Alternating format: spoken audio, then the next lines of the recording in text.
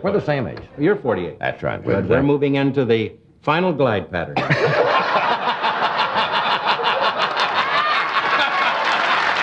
Jonathan Winters was one of Johnny Carson's most unpredictable and hilarious guests. What are you looking for? I'm just looking for one to... Take your time. You won't be graded until well after 8. Pencils down. Time's up. These are Jonathan Winters' funniest moments on The Tonight Show. Winters and Robin Williams, the unstoppable duo. You had access to more medication in those days. Yeah, some of the shows were real quick. I noticed the stuff wore off tonight. But, Colombian college fund. The interview stops being an interview and turns into two guys building bits on instinct, escalating off each other. Yes, I want to congratulate you, General, on winning the Emmy for Davis Rules, Best Supporting Actor. I really didn't think that I was going to win, and otherwise I would have been there. And I turned to my wife of many years, and I said, "What do you think, sweetheart?" And she said, "You don't stand a chance." And so... It's that kind of support that's kept you together, hasn't it? That makes one want to return to, the shaving lotion. But... Carson and the audience visibly couldn't stop laughing at how funny they were. The cat gluer. I had a thing happen. I was painting the other night, and some glue spilt on the floor, and I forgot, just phase out. And here was glue just all over, and my cat came down, and I noticed Kitty was quite still. Winters claims he glued his cat to the floor, selling it like a real-life crisis. Carson reportedly said, "Winters told that cat story so straight-faced I almost believed him." The drinking buddy. I remember one time, some highway, a major highway, and I was sitting like this in the snow. And state highway patrolman came up and he said, "Can I help you?" And I said, "Yes, you can. I've been meditating over whether this vodka's gone or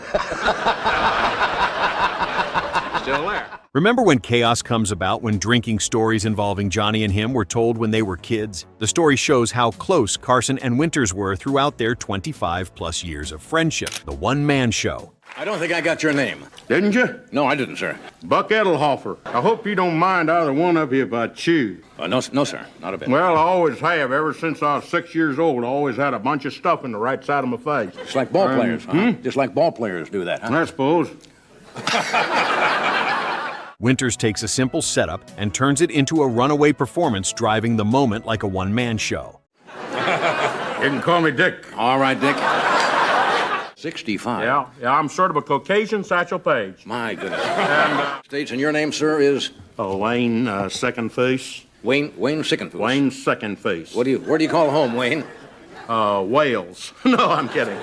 Johnny joked to producers, "Winters doesn't sit calmly on the couch. My reactions become part of the punchline because even I have to hang on." The Marine misfit. I was always disturbed because I didn't know where I was. Unless you're an officer, you see, you're not clued in. And you're not given the top papers, which I felt I should have had at least one or two papers. And I kept asking questions, which is always trouble. Running up to a captain, or a colonel like yourself and saying, "Where are we, sir?" Winters' impression of a Marine that makes the crowd go wild. Carson said the impression of the Marine made Tonight Show ratings soar just a few days later, something only he could do single-handedly. The toy train victim. I was at fault. I'm not blaming Lionel. I'm sure some guy from Lionel is sitting up. What did he say about our train company?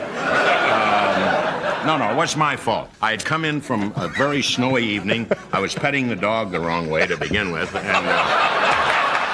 A toy train becomes a real-life disaster story described with the urgency of something dangerous. Johnny told his staff, "Winters makes Ed McMahon and the room react like they can't believe what they're hearing." The quitter. Like a little wine at Thanksgiving and a good, expensive cigar, sit there, and do that and sip on a little wine. But it's over because I know if I'm going to have a little wine, then I'll have a little vodka and a little scotch. All of a sudden it'll be Wednesday. Yeah, of course. Or it'll be the year 2000.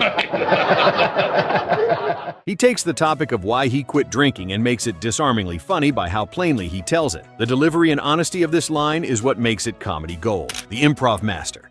No rivalry. No, I fought an attorney, killed him on the spot. He said, "You get the kitchen knives. Good. You'll do time for this." And then it was gone. Anyway, you want to talk about this? Sure. I mean, it's a call. Get off of kitchen knives. You got it. This plays like a live demonstration of how fast his brain moves spinning bits on the spot, instead of relying on prepared stories. He keeps the audience guessing with rapid character changes. Carson becomes the straight man trying to keep the segment shaped like a conversation. I said, Mother, you know, it's great to be home, number one. And I said, where are my toys? There's a long pause. She said, you're 20 years old, dummy. Very sensitive at that time, too. I mean, if you said that had been said to me in the service, and of course, grenade. I didn't have any grenades or she'd have been history.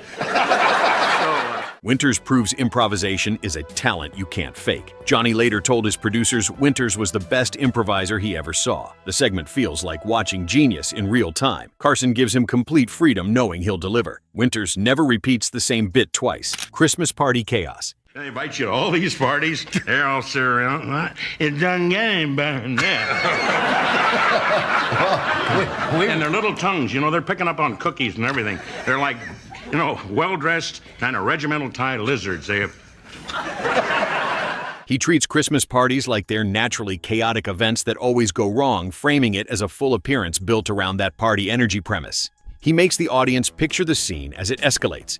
You got any funny drinks in there, you know? Any fruitcake? Right. I brought him a fruitcake, and of course it blew up on him before he got to the car. The topic is relatable, but he makes it extreme. Winters describes office parties like war zones. Carson laughs because the exaggeration rings true. The segment proves Winters can make anything funny. Johnny lets him run with the premise. Winters' facial expressions sell the chaos. The reliable genius. Pencils down. Time's up. You people with the blue I book. can't find it now. It was the first and last day of spring. Oh, yes, that's here. Here, let me help Where you. is that? I just happened to see that. Do you know where that is? I know the book. It's right on the cover. Oh, look at that. Oh, here. This one is basically Winters doing what people came for with unpredictable bursts of humor that keep moving. The segment is packaged as never disappoints and delivers by refusing to settle into one lane. When teachers say, and a lot of people say, you know, how are we doing? What does this mean? Why can't you say, how are you doing? You know, but they say that in hospitals. How are we today? Not good.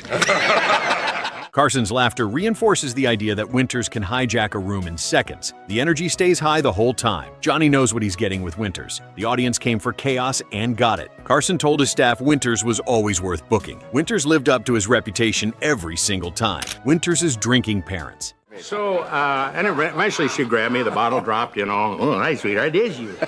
And, He takes the uncomfortable detail that his parents like to drink and turns it into comedy through tone and timing. And she said the line I'll never forget. She said, well, sweetheart, how did we know that you were going to survive? So that's when I put her in a home early. The humor is the matter-of-fact way he says things that sound too strange to be true. He keeps it personal without making it sentimental. It works because it feels like real life told from the funniest angle. The school struggler. I was blown in all departments. Math was not my best. Yeah. I got as far as geometry. And I thought that was just, having been tutored in literally everything from the apples to algebra, a square plus b square, and You sitting still there. remember that? Oh, please. But because I remember the students going up and finishing.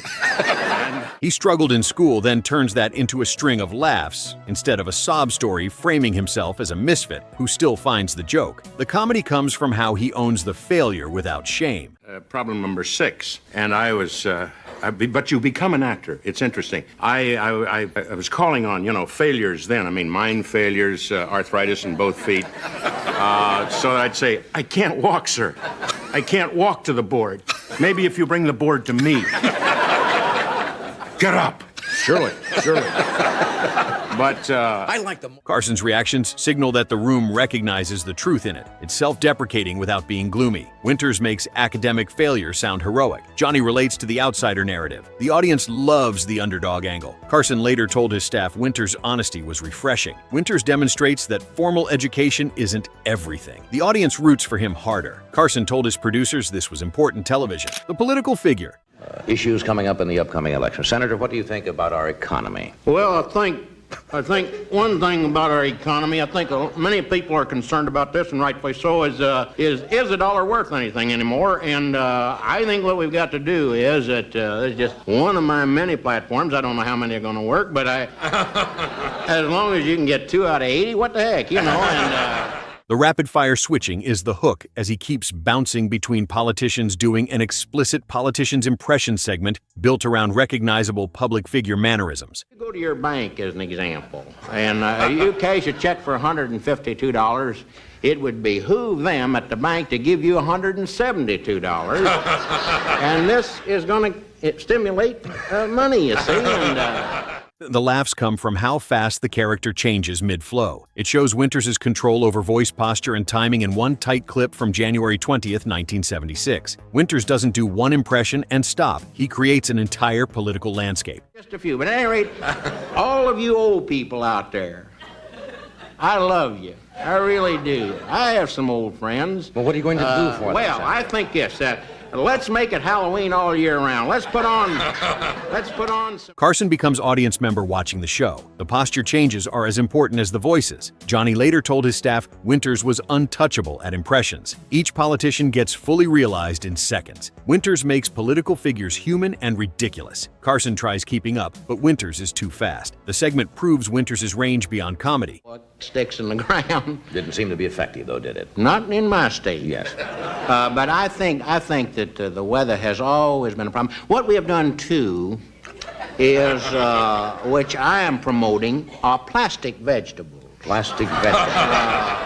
Johnny appreciates the technical skill on display. Winters never breaks character during transitions. The audience recognizes each politician immediately. Carson later said this was impressionist perfection. Winters makes it look effortless when it's incredibly difficult. Johnny gives him complete control knowing he'll deliver. The 1976 date makes it a historical document. Winters captured that political moment perfectly. Carson told friends this was his favorite Winters bit. The rapid switching requires incredible mental agility. Johnny's laughter is genuine, not professional. Winters proved political comedy could be apolitical. The segment works because it's about performance, not politics. Carson appreciated the craft as much as the comedy. Winters with Robin Williams, the comedy collision. Makes me feel important. Yes, I want to congratulate you, General, on winning the Emmy for Davis you. Rules, Best Supporting Actor.